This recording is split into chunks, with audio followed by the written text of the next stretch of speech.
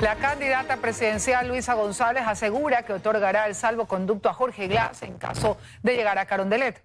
La postulante por la Revolución Ciudadana lanzó su campaña en el Parque Samanes. El sexto día de recorridos y la candidata del correísmo Luisa González oficializó la tarde de este viernes su campaña electoral en Guayas. En un evento en Parque Samanes, la aspirante a Carondelet detalló sus propuestas en materia económica y social. Y para estas mujeres, una línea de crédito de hasta $45.000 con un periodo de gracia de hasta un año para que podamos emprender un negocio. Vamos a extender la cobertura de los centros de desarrollo infantil y abrir los que cerraron. Más temprano, la candidata del correísmo dialogó con medios de comunicación y se refirió al ex vicepresidente Jorge Glass, quien se encuentra recluido en la cárcel de máxima seguridad La Roca, cumpliendo una condena por los casos de sobornos y Odebrecht. González aseguró que de llegar a la presidencia, le otorgará el salvoconducto a Glass. Habrá el cumplimiento de la normativa internacional y nacional. Entregaré el salvoconducto y tendrá que salir del país a México. La aspirante a Carondelet también se refirió a las declaraciones realizadas días atrás por el candidato a asambleísta por la Revolución Ciudadana, Ricardo Patiño, en las que aseguró que si González gana las elecciones, Rafael Correa volverá al país y Jorge Glass será libre. Bueno, el señor Ricardo Patiño habla por él, no habla por quien va a gobernar, que es Luisa González, no habla por el proyecto de la Revolución Ciudadana, no son mis palabras. Luisa González también participó la mañana de este viernes en el evento deportivo Embajadores del Cambio realizado en el sur de Guayaquil. Se tiene previsto que el aspirante a Carondelet continúe realizando actividades proselitistas en Azuay y El Oro durante el fin de semana. Bernarda Ceballos, Teleamazonas. Y el presidente candidato por ADN, Daniel Noboa, realizó caravanas motorizadas en Guayaquil y Quevedo. La necesidad de contar con una asamblea aliada concentró parte del discurso durante sus actividades proselitistas.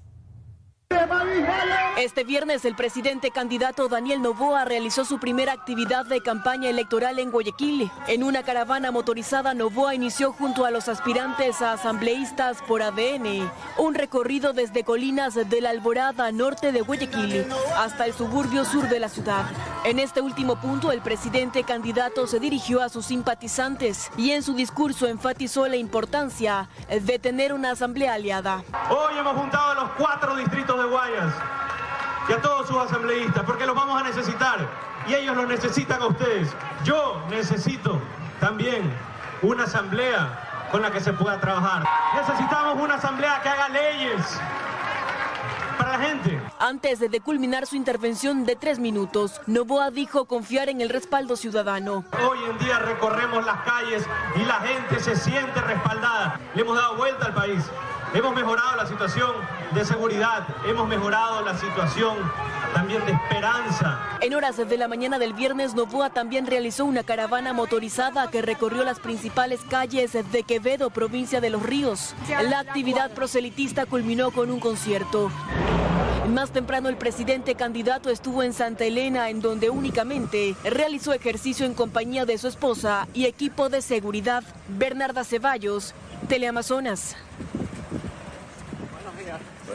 Caravanas, recorridos, foros con jóvenes y entrevistas en medios de comunicación son parte de las actividades de los candidatos presidenciales. Este viernes se cumple el 6º día de campaña electoral.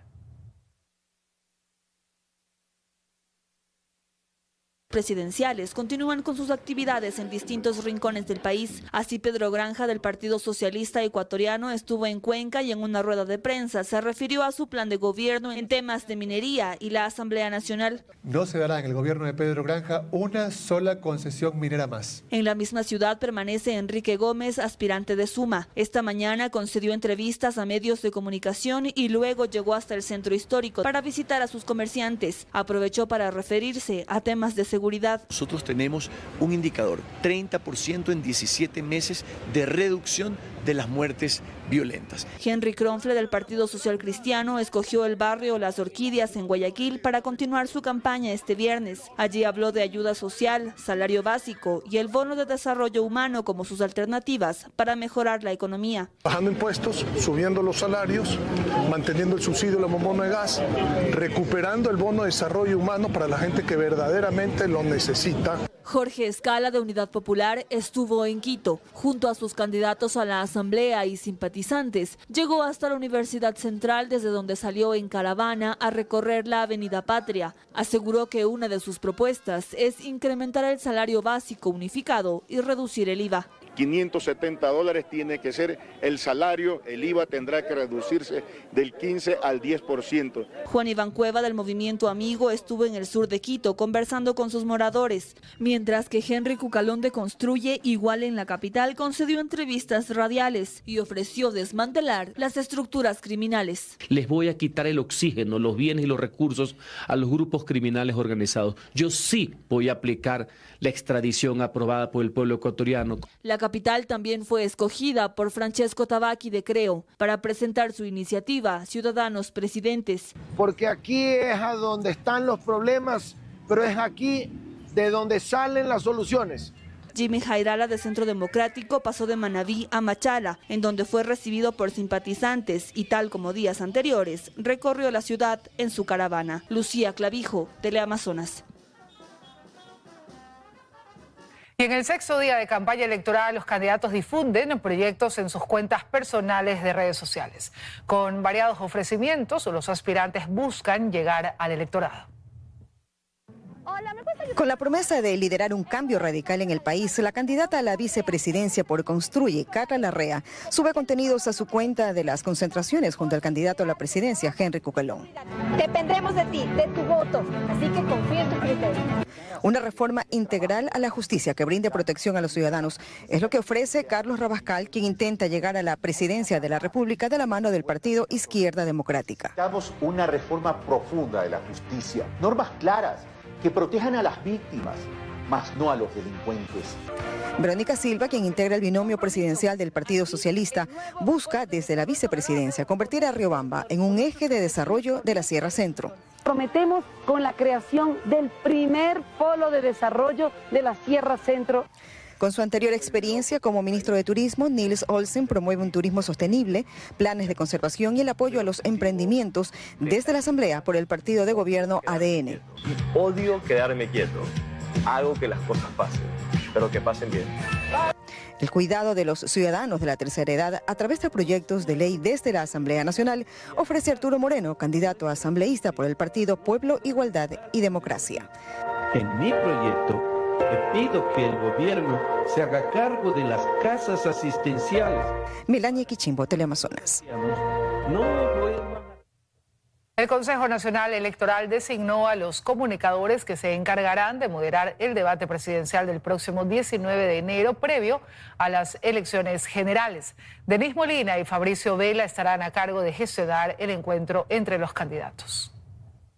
Que con 5 votos a favor se designa a Denise Molina y Fabricio Vela en calidad de moderadores para Ecuador Debate 2025, primera vuelta. La decisión de los vocales del Consejo Nacional Electoral fue unánime frente a las ternas que se habían presentado y con ello, Denise Molina y Fabricio Vela serán los encargados de dirigir el debate presidencial para la primera vuelta.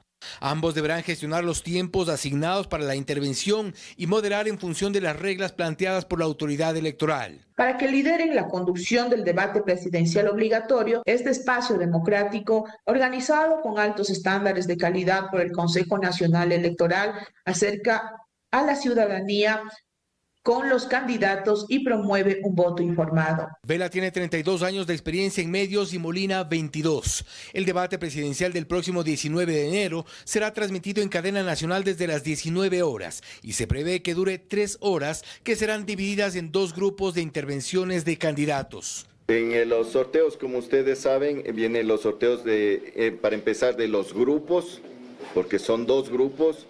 tenemos que realizar el sorteo del orden en el que van a estar los candidatos y candidatas, con presencia de notario, medios de comunicación. De otro lado, se informa que el cronograma electoral se cumple de acuerdo a lo previsto o incluso antes. Los primeros kits electorales están listos. Los kits electorales al exterior ya salieron para que vayan con la debida anticipación a los diferentes países. Los demás viajarán en los próximos días al resto del país. Todo esto en el auge de la campaña electoral.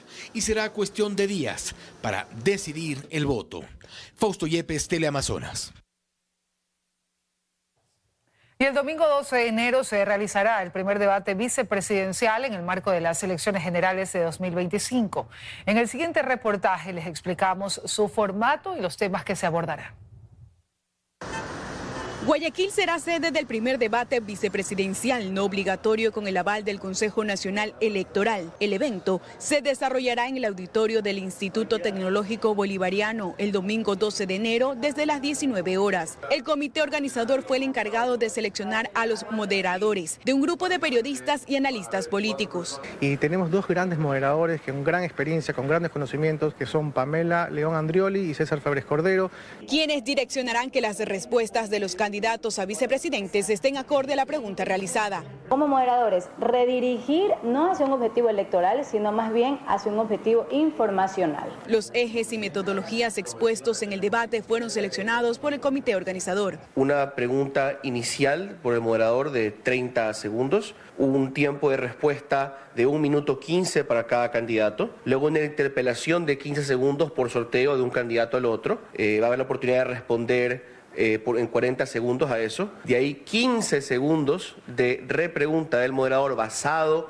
en lo que ya ha dicho el candidato y finalmente 40 segundos de respuesta final del candidato a esa repregunta. Los 14 de 16 candidatos confirmados participarán en 2 franjas horarias, en grupos de 7. La intervención del primer grupo será de 19 horas a 20 horas 30, mientras que el segundo grupo será de 20 horas 30 a 22 horas. Para garantizar la seguridad del debate, personal de Policía Nacional, Fuerzas Armadas y grupos de inteligencia estarán desplazados en el lugar. Desde las 0 horas del sábado 11 de enero hasta las 0 horas del domingo 12 de enero, el tránsito vehicular de un carril de la avenida Pedro Menéndez Gilbert estará habilitado exclusivamente para los candidatos, invitados especiales y logística. Erika Vera, Teleamazonas.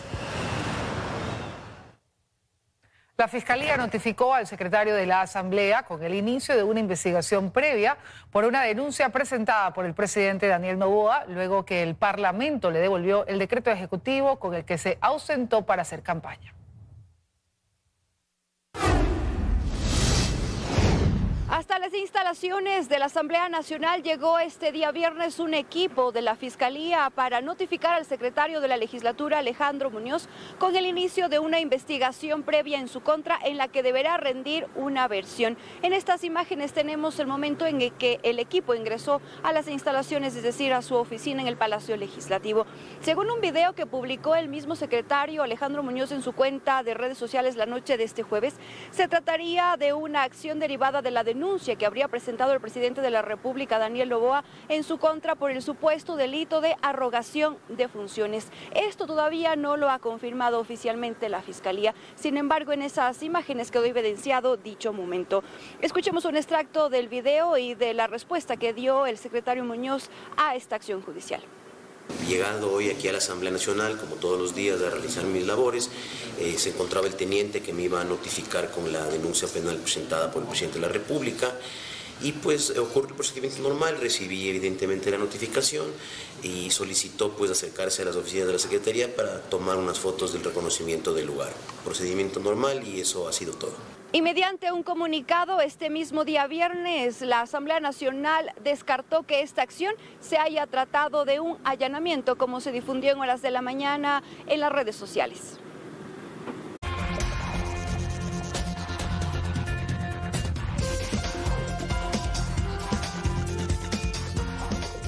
Más noticias, amigos. 10 sentenciados en el caso Metástasis piden disculpas públicas al Estado ecuatoriano tras reconocer que fueron parte de la organización criminal que operó en la compra-venta de fallos y pago de sobornos a jueces para beneficiar causas relacionadas al extinto narcotraficante Leandro Norero y su familia. El primero en ofrecer las disculpas públicas fue Gabriel García Cedeño, un policía de la Dirección Nacional Antidrogas que, tras decir que está arrepentido y reconocer que fue parte de la organización criminal, detalló su rol como experto de la policía para beneficiar al narco Leandro Norero, quien para entonces guardaba prisión. Yo debía estar pendiente de cómo van los procesos de extracción de información de los teléfonos de Norero y evitar que logren descifrar e ingresar a los mismos, particularmente a un teléfono rojo. Llegué inclusive a hurtar el token de propiedad de la Policía Nacional que tenía a mi cargo, facilitando el beneficio de la impunidad que se pretendía por parte de la organización. A través de mi colaboración con la organización, obtuve beneficios económicos que fueron entregados por medio del Sistema Financiero Nacional. Si bien esta sentencia a los procesados en el caso Metástasis se dictó a mediados del 2024, a los 10 que se sometieron al procedimiento abreviado tras colaborar con la justicia, les restaba disculparse. No obstante, la pieza clave para desenredar este caso y dar paso a otros como Purga y Plaga era la exfuncionaria de la Corte del Guayas, Mayra Salazar. Salazar dice arrepentirse y tener remordimiento, que tuvo contacto directo con el narcotraficante Norero.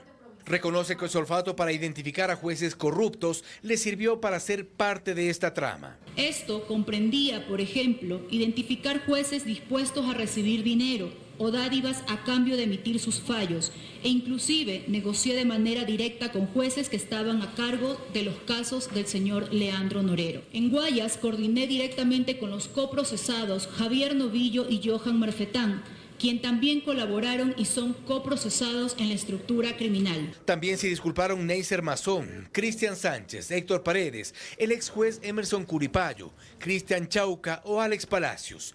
El exfuncionario de esta misma Corte Nacional y ex asesor de Wilman Terán. Palacios llegó al que fuera su lugar de trabajo en calidad de sentenciado y tras pedir disculpas a sus ex compañeros de la función judicial, contó lo que hacía. Y mi rol se centraba en las influencias que yo podía ejercer dentro de esta Corte Nacional al ostentar ese cargo público. Y claro, asesoré de manera directa al señor Elibe Angulo sobre cómo comprar la decisión de los jueces de la Sala de la Familia, Niñez, Adolescencia y Adolescentes infractores y justamente favorecer a los familiares del señor Norero. Se escucharon también las disculpas de Adolfo Gaibor y de Elibe Angulo. Angulo, o alias Estimado, fue socio, amigo y operador de Leandro Norero en esta organización criminal. Fue un hombre del maletín del narco y quien llegó con el dinero hasta las cortes. Fui encargado de coordinar y entregar el pago de los sobornos a funcionarios judiciales, previo acuerdo y planificación efectuada por los abogados del grupo criminal, tanto en la Corte Provincial de Cotopaxi, la Corte Provincial del Guayas y de la Judicatura de Santo Domingo. Este mismo direccionamiento ocurrió en la Corte Nacional de Justicia, donde colaboré con Alex Palacios Shining en la compra de favores en las causas judiciales del señor Leandro Norero y su grupo familiar, concretándose la compra de tiempo con una dilación indebida e ilegal del proceso mediante el pago de una cantidad de $10.000 entregados en efectivo. Metástasis es quizá el caso más emblemático que se conozca sobre la corrupción en la justicia. Es el caso que dio paso a Plaga, Purga y otros. Sobre todo, es el caso que destapó una organización que operaba casi a la perfección, con policías, jueces, funcionarios y abogados favoreciendo al narcotráfico. Pero el crimen no fue perfecto y hoy lo reconocieron. Fausto Yepes, Teleamazonas. El presidente Daniel Noboa integrará a los directorios de las empresas públicas Petroecuador, CENEL y SELEC, según un decreto ejecutivo. La ministra de Energía encargada explicó el porqué de esta decisión y habló de los pendientes en materia de generación eléctrica. Ya no tendrá un delegado, estará él mismo. Así lo decidió vía decreto ejecutivo. El presidente de la República, Daniel Noboa, relevó al titular del CIES, Miquel Sensi, como su representante ante los directorios de CENEL, SELEC y Petroecuador, 3 de las empresas públicas más importantes del país. La ministra de Energía encargada, Inés Manzano, explicó cuál es la idea. Una de las cosas que vamos a resolver en el próximo directorio inclusive es bajar la firma de lo que corresponde a los contratos que tenía la gerencia, tenían las subgerencias y tenía el directorio. Entonces, un poco como de administración, de buena administración. Sobre lo que no dio mayores detalles, los tropiezos que se han tenido en la contratación de energía en tierra. Sobre Progen, contratista ya multado por incumplimientos, dijo simplemente que se trata de un tema resuelto. Ellos tienen que cumplir el contrato, sea contrato con las multas, pero ellos van a cumplir. Por eso digo que está eso resuelto. La firma fue contratada para proveer generadores para el Salitral y Quevedo. Los primeros llegaron, pero sin lo necesario para entrar a operar. Y los segundos no han llegado todavía. También se le consultó sobre el caso de la compañía Whirling S.A., a la que se le adjudicaron 3 contratos por 372 millones de dólares. Manzano confirma que la empresa no cumplió con las garantías requeridas. Lo que se hace es, se da de baja el proceso, se va al CERCOP, se lo declara contratista incumplido, y mientras tanto nosotros volvimos a subir para los 260 megavatios de Pascual. Aparte de eso tenemos que sacar 2 más. Pero es algo de lo que prefiere no hablar mucho. Dice que es mejor referirse a lo que sí se ha conseguido. Porque al final del día no son los contratos los que nos dan, los contratos fallidos, etcétera, los que nos dan los megavatios. Vamos a hacer uno de ciclo combinado, que es para fines de enero, que son 400 megas. Queremos hacer para marzo otra invitación para 400 megas de ciclo combinado. Eso es energía en firme. Más lo que está entrando, por ejemplo, Esmeraldas 2 llegó ayer. Insisten que se trabaja en la reactivación de obras que estuvieron paralizadas, que se sigue contratando para que los apagones sean cosa de un año que ya terminó. Carlos Acoto, Teleamazonas. Según el Observatorio Legislativo, de los 98 asambleístas que buscan la reelección, 29 han cambiado de organización política en ese año, y de ellos hay un grupo que lo ha hecho por lo menos en 3 ocasiones en este periodo. La intención de la Asamblea de sancionar los llamados camisetazos o cambios de bancada se frenó con el veto total que dio el presidente Daniel Noboa a las reformas a la ley de la función legislativa. La iniciativa se dio debido a que solo en este periodo 29 legisladores se han cambiado de bancadas. Varios de ellos han pasado por al menos 3 organizaciones políticas en menos de un año. El Observatorio Legislativo levantó estos datos y revela que los 29 buscan la reelección, muchos incluso por una línea política diferente con la que llegaron. María Fernanda Jiménez ha cursado por Construye Gente Buena, ADN, y ahora es candidata por Democracia Sí. Sofía Sánchez, desde Pachacuti, luego con Construye Gente Buena y ahora con el Partido Social Cristiano. Lo propio Gisela Molina. Esta práctica ha hecho que las bancadas sumen y resten asambleístas con frecuencia. ADN, el partido de gobierno, por ejemplo, llegó tras la muerte cruzada con 14 legisladores y ahora tiene 36 integrantes. Los últimos vinieron de Construye. La segunda bancada que más se ha modificado es la del Partido Social Cristiano. Aunque perdió 2 asambleístas, logró sumar otros 4. La Revolución Ciudadana perdió 3 asambleístas, pero la que más bajas ha tenido es Construye. El problema del sistema de partidos políticos en Ecuador es latente. Que la mala representación que estamos teniendo en la Asamblea Nacional ya va más allá de los nombres. El problema realmente radica en cuál es el funcionamiento de nuestro sistema de partidos políticos. El observatorio también le dio seguimiento al trabajo de fiscalización de la Asamblea. En este año se han presentado 29 solicitudes de juicios políticos. De esas, 5 autoridades han sido censuradas y otras destituidas. Y sobre el tratamiento de leyes, hasta el momento el Parlamento ha cumplido con el 40% de la agenda legislativa aprobada. Y de los 17 proyectos de ley que ha enviado el presidente Daniel Noboa a la Asamblea, el Pleno le ha aprobado 13 leyes y archivado solo una. En Quito, Karen Aro, Teleamazonas.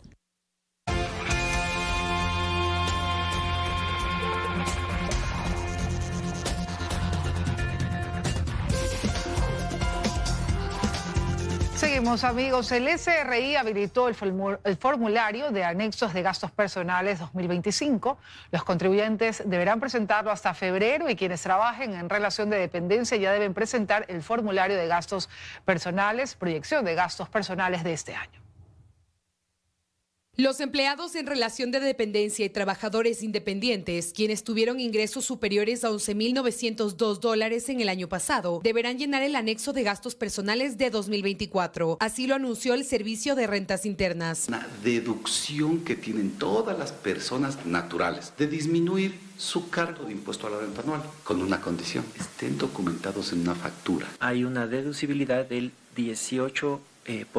Esto porque en marzo quienes hayan percibido ingresos superiores a los $11.902 deben declarar impuesto a la renta. Y para conocer si tiene un saldo a favor que le puede ser restituido o debe pagar un valor al SRI, debe presentar su resumen de gastos hasta febrero. 5 grandes conceptos que las personas, haciendo nuestros gastos, tenemos esta deducción de impuestos: salud, educación, vivienda, alimentación, y el quinto, que es deporte, arte y cultura. En los gastos de salud también ya se incluyen todos los de salud de mascotas. Por otro lado, los contribuyentes en relación de dependencia tienen también hasta febrero para presentar a su empleador su proyección de gastos personales de este 2025. Va a depender del valor de la canasta básica familiar. Esto con el objetivo de que el empleador sepa cuánto retener del sueldo del trabajador para su declaración de impuesto a la renta de 2025. De igual manera, para reducir el pago de este impuesto, tanto en el anexo de gastos personales como en la proyección, los contribuyentes pueden añadir cargas familiares. O sea, mis hijos, mis padres o mi cónyuge